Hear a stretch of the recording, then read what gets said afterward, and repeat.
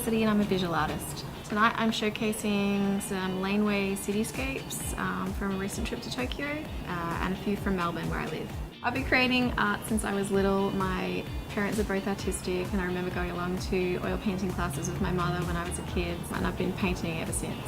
My work starts as a photograph taken by me, which I then manipulate in Photoshop. I then print that out on a photocopier in black and white, which I then make a transfer print from, which involves wetting the image down with the solvent and placing it face down onto whatever I'm printing onto. I then rub the back until the image transfers onto whatever I'm printing onto. And then I draw over the top in fine line pen and marker. The final process is to wet the image down with a damp paintbrush.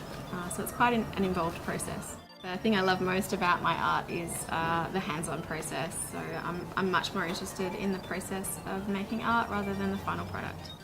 I'm inspired by Melbourne and its architecture, and having worked in the architecture industry for the last 7 years, I'm particularly interested in urban placemaking and the laneway culture that exists here and all over the world. I love walking through the city at night time and noticing those things that other people might not see, like a lit window in a dark alley or a lone silhouetted figure walking somewhere. Probably the most interesting thing about my work, or maybe the most frustrating thing about my work, is that I can ruin a piece in a matter of seconds, a piece that may have taken me a week to finish.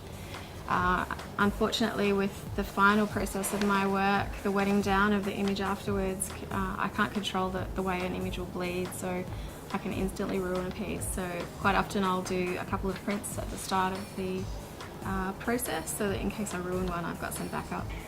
The feedback I usually get from people about my work is they want to know how it's made. They're not sure what they're looking at. They always question whether it's a photograph or a watercolour or a print. And I find this quite fascinating and enjoy the fact that it challenges the viewer to question my work.